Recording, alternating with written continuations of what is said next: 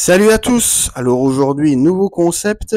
J'ai décidé de revenir sur 5 films réputés chocs qui m'ont profondément marqué. Alors vous verrez que parmi ces 5 films, ce sont pas tous des films hyper connus. Alors il y en a un, je pense que celui-là, vous le connaissez tous de par la réputation assez sulfureuse de son réalisateur. Mais voilà, ce sont des films chacun de nationalités différentes que j'avais envie de mettre en avant afin de vous les faire découvrir. Alors je commence tout de suite par Le Poison, donc réalisé par Billy Wilder et sorti en 1945. Alors de quoi est-ce que ça parle? Eh bien c'est l'histoire de Burnham, un écrivain très talentueux mais alcoolique notoire et qui de fait n'arrive pas à avoir une vie saine. Et alors un beau jour, il est censé accompagner son frère Nick ainsi que son épouse Hélène à un opéra, mais malheureusement, suite à une énième crise d'alcoolisme, Burnham est internée de force à l'hôpital.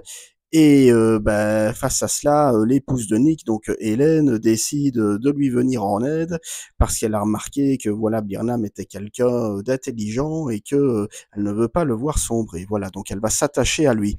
Alors il faut savoir, vous l'aurez compris, qu'avec ce film, Billy Wilder s'attaque à un lourd fardeau, l'alcoolisme. Il le fait de manière terriblement réaliste. D'une part, via l'interprétation saisissante de justesse de Ray Milland dans le rôle de Burnham. Ray Milland qui a obtenu l'Oscar d'ailleurs du meilleur acteur pour sa performance.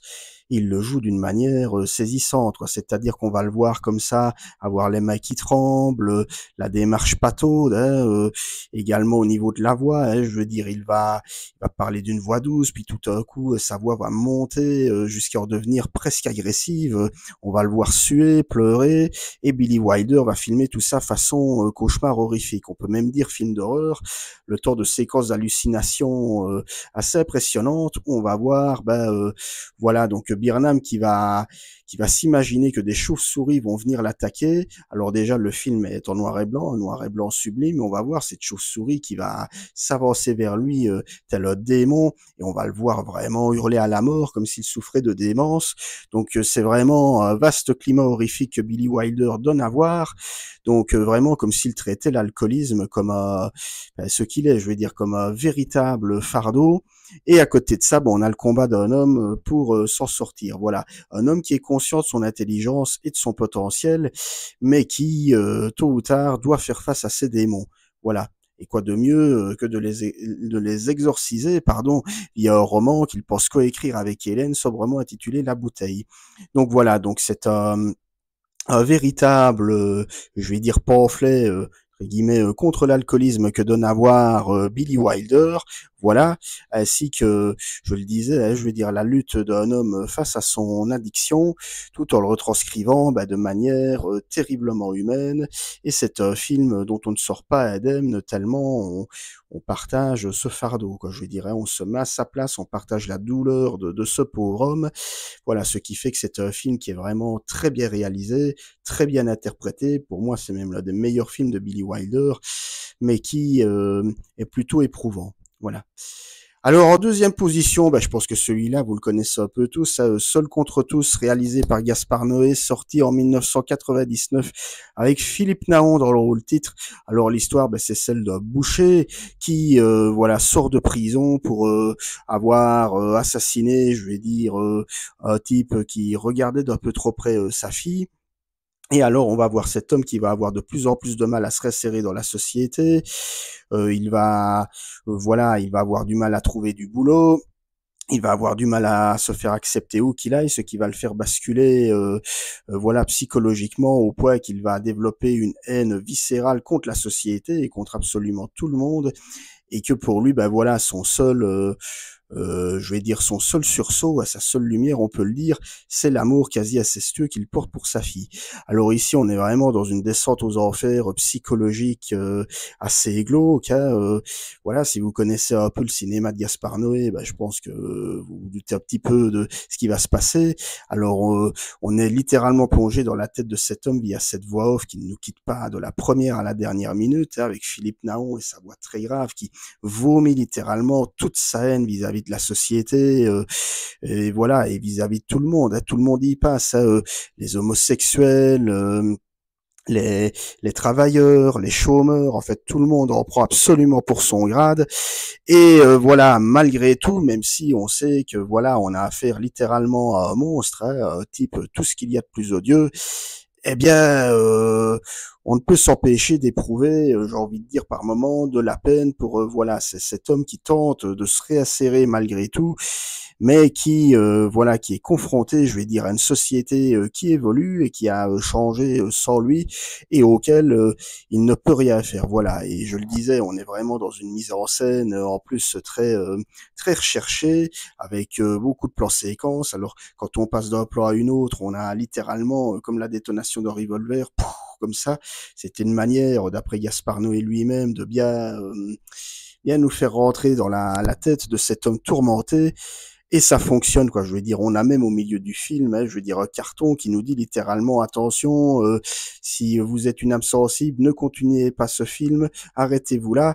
Donc voilà, tout est dit, et je le disais, quoi, c'est vraiment un film qui, sur la décrépitude de l'âme humaine, hein, je veux dire, voilà, un homme qui sombre de plus en plus dans la violence physique, psychologique, dans l'inceste même. Enfin, voilà, comme la plupart des films de Gaspard Noé, on n'en sort pas indemne, mais c'est un film voilà qui en dit long aussi sur la société de son époque et qui même 25 ans après sa sortie reste toujours un uppercut. Voilà.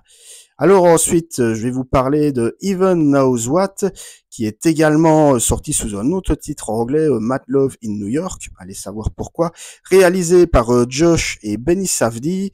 Alors là, on est dans une histoire vraie, donc celle de Harriet, donc une jeune SDF toxicomane qui vit d'un amour toxique avec son petit ami. Voilà, mais en fait, voilà, donc on va suivre littéralement le quotidien de cette jeune femme, donc qui se bat, j'ai envie de dire, pour survivre, en tentant le tout pour à la fois trouver sa dose et également, voilà, essayer d'avoir entre guillemets une vie saine. Alors j'ai envie de dire que Requiem for a Dream, à côté de ce film, c'est presque un épisode des Bisounours. Alors je les compare tous les deux parce qu'on a tous les deux les thèmes de l'addiction, voilà, sauf qu'ici c'est très différent. Les frères Safdie se sont un peu inspirés du film Panic at Needle Park de Jerry Schatzberg avec Al Pacino, dans la mesure où on va suivre le temps d'une journée, donc le parcours donc de Harriet, hein, jeune SDF toxicomane interprétée par Ariel Holmes, qui joue ici son propre rôle, à savoir que tous les acteurs sont quasi tous des amateurs. C'est une jeune femme qui avait rencontré les frères Safdie dans le métro et qui ont eu envie de mettre en scène son histoire. Le seul acteur professionnel, c'est Caleb Landry Jones qui joue son petit ami. Voilà, le rôle du petit ami toxique qui l'apprend vraiment comme une serpillière, qui se sert d'elle uniquement quand il en a besoin. Et alors voilà, là aussi, on est vraiment dans le parcours d'une vie chaotique. Alors c'est un film, il faut bien le dire, qui évite pas toujours le misérabilisme, hein. Je veux dire, on va voir cette jeune femme qui va passer sa vie, enfin je veux dire, à consommer de l'héroïne ou voilà, s'injurier avec parfois les assistantes sociales qui veulent un peu la remettre à niveau, ou parfois se prendre la tête avec ses copains toxicomanes ou autres. Surtout que voilà, c'est vraiment filmé comme ça au naturel avec cette caméra donc qui joue sur des plans rapprochés sur les visages ravagés, il faut bien le dire, de ces différentes personnes. Donc on est vraiment presque dans le docu-fiction d'une certaine manière, sachant que toutes ces personnes qui nous sont montrées sont de vraies personnes et non pas des comédiens, je le répète. Donc il y a une immersion comme ça assez, je veux dire assez pointue, je vais dire dans le film qui fait qu'on n'en sort pas indemne et voilà quoi. Je vais dire c'est un film que je n'ai plus revu depuis un moment, mais voilà, qui est aussi parfois beau à regarder dans la mesure où ce sont des gens qui ne font rien d'autre que vouloir survivre avec ce qu'ils sont. Voilà, on nous dira jamais pourquoi Harriet s'est retrouvée à la rue comme ça, toxicomane.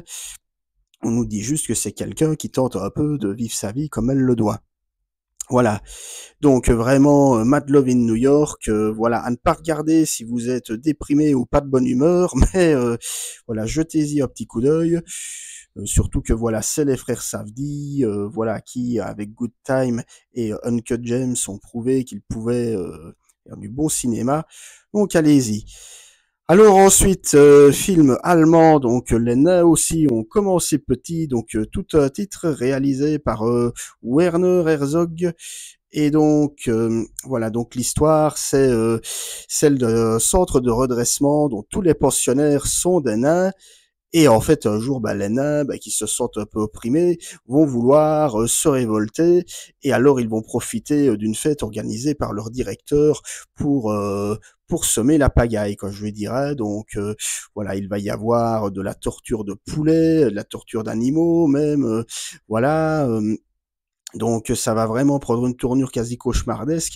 Il faut savoir que Werner Herzog filme ça, encore une fois, façon un peu film d'horreur. Hein. Donc on va voir les nains qui sont littéralement représentés presque comme des tueurs, qui vont s'en prendre à des animaux. On va les voir également voilà, entretenir des rapports sexuels, voilà, le ton sur une musique volontairement assourdissante et assez pesante, hein. Et Werner Herzog qui va s'attarder également sur les rires un peu malaisants de certains nains, enfin, je veux dire, et c'est toute une ambiance de cauchemar qu'il va mettre en scène. Pourquoi est-ce qu'il fait ça? Pour nous montrer, voilà, les conditions de vie dans lesquelles ces pensionnaires sont menés, où, voilà, on fait genre qu'on les traite bien, mais en réalité, on les infantilise, on ne les traite pas correctement, et tout cela ne peut que déboucher sur un profond bordel. Et alors c'est un film qui est blindé de métaphores, hein. On a notamment une séquence qui est devenue célèbre, où on va voir des nains qui vont littéralement faire tourner une voiture comme ça sur elle-même, qui est la métaphore d'un monde qui tourne en rond, d'une société qui tourne en rond, en l'occurrence la société allemande, qui ne sait plus où donner de la tête. Et voilà, alors c'est un film qui va inspirer un certain Harmony Korine et son film Gummo, dont j'ai déjà parlé sur la chaîne, dans la mesure où on retrouve un peu ce côté freaks, c'est-à-dire des personnes oubliées de tous, euh, dont personne ne veut prendre fait et gestes parce qu'on les trouve trop malaisants, trop durs à regarder. Et voilà, donc voilà, les nains aussi ont commencé petits, c'est pas un film qui est donné à tout le monde. Je vous dis, le scénario est volontairement décousu, j'ai envie de dire, il y en a quasiment pas, hein. C'est vraiment je veux dire, voilà, tout le film en lui-même est une sorte d'autodestruction, je pense qu'il n'y a pas moyen de le dire, mais avec, comme je le disais encore une fois, un fond. Mais si vous connaissez un peu le cinéma de Werner Herzog, qui est un cinéma voilà qui s'attache beaucoup aux marginaux, aux exclus, etc., tout en insistant beaucoup sur leur côté justement un peu, enfin sur leur marginalité, voilà, vous ne serez pas totalement dépaysé. Voilà. Alors, je termine maintenant avec un film d'Ingmar Bergman, à savoir La Source. Alors, en gros, donc c'est l'histoire donc de Karine, donc la fille unique d'un riche fermier qui doit se rendre à l'église du village voisin pour y porter des cierges. Alors, elle va être accompagnée de sa sœur adoptive Injury, mais voilà, en chemin, Karine va croiser trois bergers aux intentions plus que douteuses. Voilà. Alors, il faut savoir que La Source, donc sur papier, il peut être considéré comme l'un des films les plus accessibles d'Ingmar Bergman, sauf que j'ai envie de dire c'est l'un de ses films les plus difficiles à regarder. Voilà. Alors je ne vais pas trop spoiler, mais voilà, cette pauvre Karine va subir un drame assez violent de la part de ces trois hommes. Voilà. Et alors, par la suite, son père, hein, je veux dire donc un fermier qui est un ancien pasteur, interprété par Max von Sydow, va remettre sa foi en question et il va être partagé d'une part entre la foi et la vengeance. Voilà. Et donc, on le sait, si vous connaissez un petit peu le cinéma d'Ingmar Bergman, c'est un cinéaste qui a toujours questionné la foi et la religion. Il a reçu une éducation catholique très stricte, dont il parle d'ailleurs énormément dans ses films. Et ici, voilà, c'est un film qui va vraiment très loin à ce niveau-là, ou un film également d'une très grande violence, peut-être même le plus violent des films de Bergman. C'est pour ça que je dis que, voilà, narrativement parlant, c'est peut-être l'autre c'est plus accessible dans la mesure où on a une histoire assez linéaire, hein, je veux dire, voire même assez classique. Hein, donc, on retrouve la structure des trois actes, mais qui en même temps est très éprouvante, très violente, et où on a affaire à des personnages très peu recommandables, hein, je veux dire. Et on va surtout se focaliser sur la figure de cet ex-pasteur qui va vraiment être pris pris entre deux feux et qui voilà, qui va oser remettre sa propre foi en question, et ça Bergman le fait vraiment d'une manière très pertinente, voilà, en insistant beaucoup sur les états d'âme de chacun de ses protagonistes, voilà, en ne jugeant quasiment personne. Et voilà, donc La Source est vraiment un film qui, même plus de 60 ans après, est toujours voilà, difficile à regarder de par son sujet. Pour la petite histoire, Wes Craven en a fait un quasi remake avec La Dernière Maison sur la gauche, que vous pouvez voir ici d'ailleurs. Voilà, qui est donc son premier film sorti en 1972. Et donc, voilà, si vous avez vu le film de Craven, je pense que voilà, vous comprenez un petit peu le scénario de La Source, quoi. En gros, c'est, voilà, Wes Craven n'a jamais caché que son film pouvait se voir comme un simili remake de celui de Bergman. Donc voilà, La Source, film vraiment très éprouvant, très dur à regarder, qui questionne énormément sur la foi, sur la religion, la vengeance, le pardon, etc. Et dont on ne sort pas indemne, mais voilà, alors si vous ne connaissez pas le cinéma de Bergman, je ne vous recommanderais peut-être pas de commencer par celui-là, parce que je vous dis, même si en apparence c'est l'un des plus accessibles, c'est aussi l'un des plus durs. Mais voilà, en tout cas, jetez-vous dessus, ne le regretterez pas. Voilà, c'est tout donc pour ces 5 films chocs dont je souhaitais vous parler. Alors, comme vous le voyez, j'aurais pu parler de Requiem for a Dream ou de Salo, Les Sauvages Journées de Sodome, mais je ne l'ai pas fait parce que ce sont des films sur lesquels on a déjà énormément parlé et que j'avais envie de mettre en avant des films peut-être un petit peu moins connus et que j'espère vous aurez envie de découvrir par la suite. Voilà. Si vous avez aimé cette vidéo ou ce nouveau concept, n'hésitez pas à me le faire savoir dans les commentaires. Partagez la vidéo, likez, n'hésitez pas à me suivre sur les différents réseaux. Quant à nous, on se retrouvera très vite pour de prochaines aventures. D'ici là, je vous souhaite déjà un bon dimanche. Salut, ciao.